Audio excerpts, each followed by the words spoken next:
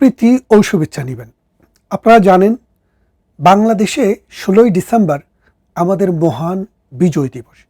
এই মহান বিজয় দিবসের আগে আগে বাংলাদেশে ১৯৭১ সালের ঘাতক দালাল রাজাকার আলবদর, জামাতে ইসলামী আল শামস তারা মিলে রাজাকার তাইজুলকে দিয়ে একটি ক্যাঙ্গারু কোর্ট বসিয়ে মুক্তিযুদ্ধের সপক্ষের মানুষ, মুক্তিযুদ্ধের চেতনা যারা ধারণ করে, যারা সরাসরি মুক্তিযুদ্ধে অংশগ্রহণ করেছে, এই রকম মানুষদেরকে ওই রাজাকারদের ট্রায়ালে, যুদ্ধাপরাধীদের ট্রায়ালে একটি প্রহসনের বিচার করে ফাঁসি দেওয়ার একটি রায় চূড়ান্ত করে ফেলেছে, যে রায়টি খুব তাড়াতাড়ি ঘোষিত হবে। আমরা এটিকে মনে করি একটি অবৈধ আদালত, এখতিয়ার বহির্ভূত কর্মকাণ্ড এই আদালতে করা হচ্ছে এবং সমস্ত বায়াসড, পলিটিক্যাল মোটিভেটেড, রাজনৈতিক প্রতিহিংসা চরিতার্থ করার জন্যই কিন্তু এই বিচারটি করা হচ্ছে। কার বিরুদ্ধে? কামাল ভাই, যিনি আমাদের স্বরাষ্ট্রমন্ত্রী ছিলেন এবং বাংলাদেশের মহান মুক্তিযুদ্ধের একজন মুক্তিযোদ্ধা ছিলেন। আরেকজন হচ্ছেন বাংলাদেশের গণপ্রজাতন্ত্রী বাংলাদেশের এখনও যিনি প্রধানমন্ত্রী by virtue of constitution, Sheikh Hasina. এবং তাদের বিরুদ্ধে যে অভিযোগটি আনা হয়েছে সেটি কেন অবৈধ, সেটি কেন এই আইনে চলে না, তার একটু ব্রিফ হিস্ট্রি আপনাকে বলতে চাই, আপনাদের সামনে তুলে ধরতে চাই। বিষয়টা হচ্ছে, দেখেন, ১৯৭১ সালে ২৬শে মার্চ যখন বাংলাদেশের স্বাধীনতা যুদ্ধ শুরু হয়, ১৯৭১ সালের ১৬ই ডিসেম্বর পর্যন্ত এই যুদ্ধটি এই বাংলার জমিনে ছিল। এই জমিনে যারা যুদ্ধ করেছে তারা ছিল দুইটি পক্ষ। একটি ছিল বাংলাদেশের মুক্তিযুদ্ধ আপামর জনসাধারণ, আরেকটি পক্ষ ছিল ১৯৭১ সালের পাকিস্তান হানাদার বাহিনী। এই পাকিস্তান হানাদার বাহিনীরা যখন আমাদের এই ল্যান্ডটিকে অকুপাই করে মানুষকে হত্যা করছিল, তখন এই পাকিস্তানের কিছু কুলাঙ্গার সন্তান এই পাকিস্তানিদের কোলাবোরেটর অর্থাৎ দালাল হিসেবে কাজ করেছে, যেটা আমাদের মুক্তিযুদ্ধের যে সনদ, আমাদের যে বাংলাদেশে মুক্তিযোদ্ধা কারা, সেখানেও বলা আছে কারা কারা মুক্তিযোদ্ধা, এবং মুক্তিযোদ্ধার সংজ্ঞা দিতে গিয়ে বলেছে যারা পাকিস্তানি আর্মি, রাজাকার, আলবদর, আল শামস, শান্তি কমিটি, জামাতে ইসলামী, নেজামে ইসলামী এবং মুসলিম লীগের বিরুদ্ধে যুদ্ধ করেছে। অর্থাৎ এই সংগঠনগুলা ১৯৭১ সালে মহান মুক্তিযুদ্ধে পাকিস্তানিদের সহযোগিতা করেছিল এবং পাকিস্তানিদের সহযোগিতা করার পরে ১৯৭১ সালের ১৬ই ডিসেম্বরে আমরা যখন আমাদের বন্ধুরাষ্ট্র ভারতের সহযোগিতায় মুক্তিযোদ্ধাদের প্রাণ প্রচেষ্টায় যখন আমরা সফলতা অর্জন করে ৯৩,০০০ সৈনিক নিয়ে যখন আমাদের সোহরাওয়ার্দী উদ্যানে পাকিস্তানের সেনাপ্রধান একে নিয়াজি আত্মসমর্পণের মাধ্যমে আমরা স্বাধীনতা পাই, তখন আমাদের এই দেশটি একটি নতুন যাত্রা শুরু করে। ১৯৭২ সালের ৪ নভেম্বর আমরা একটি কনস্টিটিউশন পাই, অর্থাৎ ৩০ লক্ষ শহীদের আত্মত্যাগ, ২.৫ লক্ষ নারীর সম্ভ্রম, ১ কোটি মানুষের দেশান্তরিত হওয়া এবং লক্ষ লক্ষ মানুষের দুঃখ কষ্ট এবং যাতনাকে সম্বল করে আমরা আমাদের এই সংবিধানটি তৈরি করি। এই সংবিধানটি তৈরি যখন ৭২ সালের ৪ নভেম্বর হয়, তার কিছুদিন পরেই ৭৩ সালে বাংলাদেশে আমাদের একটি আইন হয়, যে আইনটির নাম হচ্ছে ICT, international crimes tribunal act.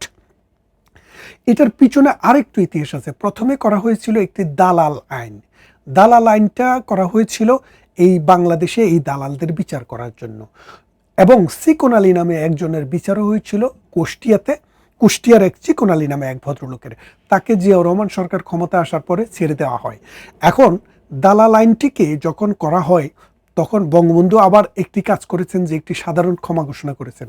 অর্থাৎ নিরীহ অসহায় মানুষ যারা নানাভাবে মোটিভেটেড হইয়া নানান কারণে পাকিস্তানকে সমর্থন করেছে, এটা তো পাকিস্তান রাষ্ট্র ছিল, তখন বঙ্গবন্ধু চিন্তা করলেন সব মানুষকে এক জায়গায় নিয়ে আসতে গেলে আমাদেরকে কিছু ছাড় দিতে হবে। তখন এই সাধারণভাবে যারা বাংলাদেশের বিরোধিতা করেছে বা পাকিস্তানের পক্ষ করেছে তাদেরকে ক্ষমা করে দেওয়া হয়, এবং সেখানে বলা হয় তবে যারা সুনির্দিষ্টভাবে নেতৃত্ব দিয়েছে, এই সব রাজাকারদেরকে দিয়ে কাজ করিয়েছে, সেই সব মানুষ অগ্নিসংযোগ, ধর্ষণ, হত্যা, লুণ্ঠন, ধর্মান্তরিতকরণ এবং মানুষকে দেশান্তরিতকরণের সাথে যারা সরাসরি জড়িত ছিল তাদেরকে ক্ষমা করা হয়নি। এখানে বলা হয়েছিল একটা সিমলা চুক্তি হয়েছিল, জানেন আপনারা, ভারত, বাংলাদেশ এবং পাকিস্তান তিনটা পক্ষ সেখানে হওয়ার কথা ছিল, কিন্তু মূলত চুক্তিটি হয় পাকিস্তান এবং ভারতের মধ্যে। সেই সিমলা চুক্তিতে বলা হয়েছিল যে পাকিস্তানের যেই সব সেনা সদস্য বাংলাদেশের যুদ্ধ অপরাধের সাথে জড়িত ছিল, পাকিস্তান সরকার সেটার বিচার করবে। হামদুর রহমান নামে একটি কমিশনও করা হয়, সেইখানে অন্তত 34 জনকে যুদ্ধাপরাধী হিসেবে নিশ্চিত করা হয়। কিন্তু পরবর্তীতে পাকিস্তান যেহেতু আর্মিদের দেশ, পাকিস্তান যেহেতু আর্মিদের সরকার, আপনারা জানেন গত 79 বছরে পাকিস্তানে একটি সরকারও 5 বছর টেনিউর পালন করতে পারেনি। যার কারণ হচ্ছে পাকিস্তানের সরকার থাকে দুইটি, একটি হচ্ছে আর্মি সরকার, আরেকটা হচ্ছে জনগণের সরকার। এই জনগণের সরকার কখনো কখনো জীবিত থাকে, আবার কখনো কোনো আর্মি সেটাকে গিলে ফেলে। যার কারণে পাকিস্তানের সরকার কখনো সেই যুদ্ধাপরাধীদের বিচার করেনি, এবং পলিটিক্যাল নেতারাও বাংলাদেশের জন্য, যারা বাংলাদেশের বিরুদ্ধে যুদ্ধ করে হত্যা, নির্যাতন, দর্শন করেছে, তাদেরকে মানে বিচার করতে আগ্রহী ছিল না। যার কারণে পাকিস্তান বিচার করেনি। কিন্তু আমার বাংলাদেশ, আমাদের সেই সক্ষমতা ছিল না পাকিস্তান থেকে এনে বিচার করার। কিন্তু আমাদের দেশে যারা ওই সংজ্ঞায় পড়ে 73-এর এই অ্যাক্টে, তাদেরকে কিন্তু আমরা বিচার করার চেষ্টা করেছি। বঙ্গবন্ধুকে হত্যা করার পর সেই বিচারটি থেমে যায়। তারপরে এরশাদের, জিয়াউর রহমানের 6 বছর, এরশাদের 9 বছর, এই হলো 15 বছর, খালেদা জিয়ার আরও 5 বছর, এই হলো 20 বছর, সাত্তারের আরও 1 বছর, এই হলো 21 বছর, মাঝখানে তত্ত্বাবধায়ক সরকারের আরও 1-1.5 বছর, 22-23 বছর এইভাবে চলে যায়।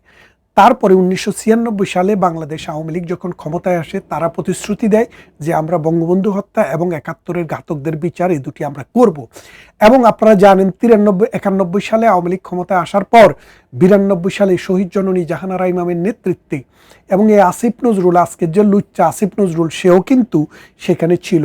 আমিও সেদিন কি বলে যে রমনার সেখানে ছিলাম, যে গোলাম আজম ঘাতক দালালদের বিচারের নামে সেখানে একটা জনতার আদালত তৈরি করা হয়। সেই আদালতে এই গোলাম আজমের ফাঁসি রায় জাহানারা ইমাম দিয়েছিল, আপনারা জানেন। তার মানে এখন নয়, আমরা কিন্তু 91 সালের পর থেকেই যুদ্ধাপরাধীদের বিচারের কথা বলে এসেছি। এটা রাজনৈতিক প্রতিহিংসার কোনো ইস্যু না, কারণ 1971 সালে স্বাধীনতা যুদ্ধের পর বাংলাদেশে কিন্তু জামাত কিন্তু নিষিদ্ধ ছিল, অর্থাৎ ধর্মভিত্তিক কোনো রাজনৈতিক দল এই দেশে হবে না। কেননা এই দেশটি অসাম্প্রদায়িক চেতনার উপরে ভিত্তি করে পাকিস্তান ভেঙে হয়েছিল। যার কারণে জামাতকে ভিন্ডিকটিভভাবে বিচার করার জন্য কিন্তু এই আইনটি করা হয়নি। আর জামাতের নেতারা বেশিরভাগই পলাতক ছিলেন পাকিস্তানে। পরবর্তীতে যখন বাংলাদেশ আওয়ামী লীগ ক্ষমতায় আসে, 96 সালে বঙ্গবন্ধু হত্যা মামলার বিচার শুরু হয়, এবং 2008 সালে যখন আবার ফিরে আসে, তখন যুদ্ধাপরাধীদের বিচার বাংলাদেশ আওয়ামী লীগ শুরু করে। এই বিচার শুরু করার পর আপনারা জানেন যে বহু কাহিনী হয়ে গেল, শাহবাগ আন্দোলন হলো, একে একে বেশ কজনের মৃত্যুদণ্ড, যাবজ্জীবন কারাদণ্ড হলো, কেউ কেউ মারা গেল, কারো কারো ফাঁসি দেওয়া হলো, কাউকে কাউকে জেল থেকে এই সরকার আসার পরে বের করেও দেওয়া হলো। এখন বিষয়টা হলো, এই 73-এর যে অ্যাক্ট, এই অ্যাক্টটি যখন 73 সালে করা হয়, তখন পার্লামেন্টে 17টা দিন এটা নিয়ে আলোচনা হয়েছে। আপনারা যদি কেউ বিশ্বাস না করেন, আপনারা বাংলাদেশে এটাকে বলে পার্লামেন্টারি হ্যান্ডসার্ট, সেই পার্লামেন্টারি হ্যান্ডসার্টটা একটু পড়ে দেখেন। সেখানে বলা আছে যে এই আইনটা হচ্ছে 1971 সালের মহান মুক্তিযুদ্ধে যারা হত্যা, দর্শন, নির্যাতন, লুণ্ঠন এবং পাকিস্তানি বাহিনীর সহযোগী হিসেবে কাজ করেছে, শুধুমাত্র তাদের বিচার করার জন্য। তারপরে 2010 সালে সরকার একটি অ্যাক্ট করে সেটাকে অ্যাক্টিভ করার পর পরবর্তীতে ওখানে একটা সংশোধনী এসেছিল। সেই সংশোধনীটা ছিল, এইরকম যুদ্ধ অবস্থা যদি ভবিষ্যতে কখনো যুদ্ধ হয়, সেক্ষেত্রেও কার্যকর করা যাবে। এখন ব্যাপারটা বোঝেন, 2024 সালে একটা পাগলকেও যদি জিজ্ঞাসা করেন বাংলাদেশে কি যুদ্ধ হয়েছিল, বলবে হয়নি। শুধু অসভ্য, রাজাকার, আলবদর, আলশাম, পাকিস্তানপন্থী, স্বাধীনতা বিরোধী, মৌলবাদী গোষ্ঠীরাই শুধু বলবে যে যুদ্ধ। তাহলে দেখেন, এই যে বিচারটা এখন হচ্ছে, এই বিচার আপনি যদি শেখ হাসিনা সহ যেই কারো বিচার করতে চান, কেউ বিচারের ঊর্ধ্বে নয়, যেই কারো বিচার করা যায়, কিন্তু সেই বিচারটি বাংলাদেশের আইনে হবে, অথবা পার্লামেন্ট একটি আইন করে সে বিচার করবে। যেহেতু পার্লামেন্ট নাই, এখন পার্লামেন্ট যখন সেশনে থাকে না, তখন পার্লামেন্ট যে আইন করতে পারে, যে আইন করার সামর্থ্য আছে, সেই রকম কোনো আইন প্রেসিডেন্টের অর্ডিন্যান্স দিয়ে করা যায় না। This is constitution of Bangladesh. তার মানে পার্লামেন্ট সেশনে থাকলে, পার্লামেন্টের 2টা সেশনের মাঝখানে যদি রাষ্ট্রের প্রয়োজন হয়, তখন পার্লামেন্টের অ্যাবসেন্সে প্রেসিডেন্ট দ্বারা আপনি অর্ডিন্যান্স জারি করাতে পারেন। সেই অর্ডিন্যান্সটিও যখন এই 60 দিন চলে যাবে, যদি পার্লামেন্ট সেটি রেকটিফাই না করে, তাহলে সেটি মৃত্যু বলিয়া ধরা হবে। তাহলে এখন যে আপনি প্রতিদিন এই আওয়ামী লীগের বিচার, অমুকের বিচার, তমুকের বিচার, অমুককে ব্যান্ড, তমুককে ব্যান্ড বইলা প্রেসিডেন্টকে দিয়ে যে অর্ডিন্যান্স জারি করাচ্ছেন, আপনারা এটার কোনোটাই বাংলাদেশের আইন অনুসারে বৈধ না। যতক্ষণ পর্যন্ত বাংলাদেশে আরেক সেট আইন না আসবে, কনস্টিটিউশন পরিবর্তন না আসবে, বাংলাদেশের নাম না বদলাবে, পতাকা না বদলাবে, মানচিত্র না বদলাবে, এটি সেই বাংলাদেশে রয়েছে। এবং এই বাংলাদেশে যেই কোনো বিচারকে বাংলাদেশের কনস্টিটিউশনের সাথে কম্পেটেবল হইতে হবে। যদি তা না হয়, তাহলে সেটা null and void in accordance with the spirit of the constitution. তাই বাংলাদেশে এখন যে বিচারটি চলছে, সেই বিচারটি আটারলি আনকনস্টিটিউশনাল, আটারলি ইলিগাল, এবং এই বিচার একটা কিলিং, আর কিচ্ছু না। বিএনপি, জামাত এবং তার আরও অন্যান্য সাম্প্রদায়িক শক্তি যে কাজটা করছে, এটা ইতিহাস হবে। এই ইতিহাসের দায় তাদের কাঁধে থাকবেই। এবং আমরা যারা বিশ্বাস করি আইনের শাসনে, আমরা যারা বিশ্বাস করি প্রগতিশীলতায়, আমরা যারা বিশ্বাস করি অসাম্প্রদায়িক চেতনায়, তারা একদিন এটার বিচার কিন্তু এই বাংলার জমিনেই করব। এখন আসেন, শেখ হাসিনার বিরুদ্ধে যে অভিযোগটি নিয়ে আসা হয়েছে, শেখ হাসিনা বাংলাদেশের প্রধানমন্ত্রী ছিলেন। সাম্প্রতিক তিনি এটি পত্রিকা সাক্ষাৎকারে বলেছেন, আমার সময় যদি কোনো হত্যা হয়, সেটার দায় অবশ্যই আমাকে নিতে হবে। কিন্তু সেই দায়টা কি? দেখেন, বাংলাদেশের সরকার প্রধান যিনি থাকেন, তার দায় হচ্ছে, প্রধান দায় হচ্ছে রাষ্ট্রের সম্পদ এবং জনগণের যান এবং মালের নিরাপত্তা দেওয়া। যদি কোনো সংঘবদ্ধ গোষ্ঠী, কোনো উন্মত্ত জনতা কখনো জনগণের সম্পদ এবং জনগণের জীবন নিরাপত্তার হুমকিতে ফেলে, তাহলে তাকে হত্যা করা, তাকে নিবৃত করা, তাকে অ্যারেস্ট করা, যেইভাবে শক্তি প্রয়োগ করা তার বিরুদ্ধে, সেটা বৈধ হয়ে যায়। এটা শুধু বাংলাদেশের আইনে নয়, আন্তর্জাতিক আইন, জাতীয় আইন, যেই কোনো আইনে, ক্রিমিনাল লতে এটা বৈধ। এটাকে বলে সেলফ ডিফেন্স। ব্যক্তির সেলফ ডিফেন্স না, রাষ্ট্রের ডিফেন্স। এবং রাষ্ট্র সেটাই করেছে।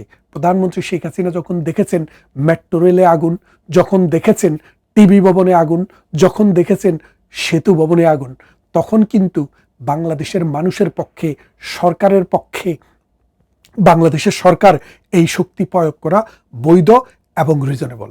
এবং আরও একটি কথাকে দেখেন, এই যে ক্যাঙ্গারু কোর্টে বিচার হচ্ছে, সেখানে কিন্তু তারা বলছে এগুলোতে শেখ হাসিনা আগুন লাগিয়েছে। অথচ কদিন আগে আপনারা টেলিভিশনে দেখেছেন, যারা আগুন লাগিয়েছে তারা বলেছে এগুলোতে যদি আগুন না লাগাতাম তাহলে কি শেখ হাসিনাকে নামানো যেত। তারাই কিন্তু বলছে। তাহলে দেখেন, এই যে বাংলাদেশ, এই যে সমাজ, এই যে রাষ্ট্র, এই যে আইন, এটাকে শুধুমাত্র ছেলের হাতের মোড়া একটা পুতুলের মতো করে ব্যবহার করা হচ্ছে। এবং এই বাংলাদেশটাকে একটা অন্ধকার জগতের দিকে নিয়ে যাচ্ছে। একটা মৌলবাদী, একটা সাম্প্রদায়িক শক্তিকে আফগানিস্তানের মতো বাংলাদেশের উপরে চাপিয়ে দেওয়ার চেষ্টা হচ্ছে। আপনারা জানেন, আপনি ইতিহাসের গতিকে বদলাতে পারবেন না, আপনি ইতিহাসের ধারাকে বদলাতে পারবেন না। কিছুদিন হয়তো আড়াল করে রাখার চেষ্টা করতে পারবেন। আমাদের 3 দিকে ভারত, একদিকে বঙ্গোপসাগরের লোনা জল। আমরা বিশ্বাস করি এই জায়গায় বসবাস করতে হলে আমাদের যেসব প্রতিবেশী রাষ্ট্র আছে, তাদের সাথে আমাদের সুসম্পর্ক থাকতে হবে। পাকিস্তানের সাথে আমরা ছিলাম, তারা আমাদের প্রতিবেশী নয়, কিন্তু মুসলমান বলে আমাদের রাষ্ট্রের অংশ ছিল, কিন্তু আমরা তাদের সাথে কখনো শান্তিতে থাকিনি। এই ভারতবর্ষ, এটি গণতান্ত্রিক শক্তি, সারা বিশ্বে একটি ব্যান্ড, এবং সবাই তাদেরকে গণতান্ত্রিক শক্তি হিসেবেই মনে করে। আজকের দিনে ভারতের বিরুদ্ধে যে প্রপাগান্ডা চালানো হচ্ছে, ভারতের বিরুদ্ধে নতুন প্রজন্মের ব্রেইন ওয়াশ করার যে চেষ্টা চলছে, এটা বন্ধ হতে হবে দেশের স্বার্থে এবং জাতির স্বার্থে। প্লাস আগামী 13 তারিখে আপনারা জানেন যে প্রধানমন্ত্রী শেখ হাসিনার বিরুদ্ধে যে এই মিথ্যা রাজনৈতিক হয়রানিমূলক এবং মুক্তিযোদ্ধা এবং মুক্তিযুদ্ধের সপক্ষের মানুষকে হত্যার নীল নকশার অংশ হিসাবে এই আইসিটিতে যে জাজমেন্টটি রেডি করে তারা প্রকাশ করার চেষ্টা করছে, তার বিরুদ্ধে 13ই নভেম্বর ঢাকা অবরোধের, ঢাকা লকডাউনের একটি কর্মসূচি আছে। আপনারা সবাই সেটি ইতিমধ্যে জেনে গেছেন, এবং সেটি বাংলাদেশ আওয়ামী লীগের একটি এসিড টেস্ট। আপনাদের ভয় পাওয়ার কোনো কারণ নেই। এদেশের মাটি, এদেশের মানুষ, এদেশের পুলিশ, আর্মি, বিডিআর সবাই আপনাদের সাথে আছে। আপনারা একটা জিনিস মনে করেন যে প্রধানমন্ত্রী শেখ হাসিনার যখন বিচার করা হচ্ছিল, তখন সেখানে একটি কথা বলা হয়েছে যে প্রধানমন্ত্রী শেখ হাসিনা নির্দেশ দিয়েছেন গুলির জন্য। আচ্ছা, ডক্টর ইউনূসে যে এই 5 জন মানুষকে জায়গায় মেরে ফেললো এবং 17 জন এখনো অসুস্থ অবস্থায় পঙ্গু হয়ে হসপিটালে রয়েছে গোপালগঞ্জে, আর্মি যে হামলা চালিয়েছিল, আর্মি যে গুলি চালিয়েছিল, সেই গুলি চালানোর নির্দেশটা কে দিয়েছিল? তখন প্রধানমন্ত্রী শেখ হাসিনা রাষ্ট্রের ক্ষমতায় ছিলেন, আর এখন ডক্টর ইউনূস রাষ্ট্র চালাচ্ছেন। তাহলে সেটার যদি অর্ডার যদি প্রধানমন্ত্রী শেখ হাসিনা দেয়, এবারের অর্ডারটা কারা দিয়েছিল? ডক্টর ইউনূস তো বলেছিল আর্মি কখনো আর বাংলাদেশে মানুষ হত্যা করবে না। তাহলে এখন এই যে গোপালগঞ্জের মানুষ যাদেরকে হত্যা করা হলো, তারা কি মানুষ নয়? তাদের কি হাত পা নেই? তাদের কি সন্তান নেই, স্ত্রী নেই, পুত্র নেই, কন্যা নেই, মাতা পিতা নেই? তাহলে তাদেরকে হত্যা করার জন্য কেউ না কেউ তো এখানে নির্দেশ দিয়েছিলেন। সেই নির্দেশদাতার নামটি আমাদেরকে বলেন। তা না হলে বলেন যে না, আর্মিকে পুলিশকে নির্দেশ দিতে হয় না, আর্মি এবং পুলিশ জানে কখন গুলি চালাতে হবে, কখন তাদের ম্যানুয়ালে তাদেরকে যখন ট্রেনিং দেওয়া হয়, তাদেরকে যখন প্রমোশন দেওয়া হয়, সেখানে কিন্তু সব কিছু লিখাই থাকে কার কখন গুলি চালাতে হবে, কখন গুলি চালানো থেকে বিরত থাকতে হবে।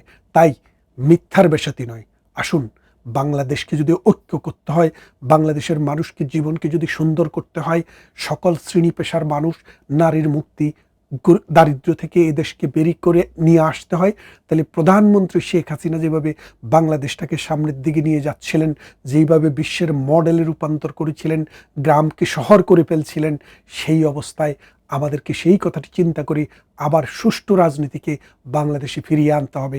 তা না হলে আগামী প্রজন্ম, আমাদের সন্তানদের জীবন অন্ধকারে নিমজ্জিত হবে। আসুন আমরা এই মিথ্যা আইসিটি ট্রায়ালকে নো বলি এবং আইনের শাসন, সিভিলাইজ মানুষের যে কনসেপ্ট রুল অফ ল, সেটাকে ইয়েস বলি। ভালো থাকবেন, কথা হবে অন্য কোনো ইস্যুতে অন্য কোনো দিন।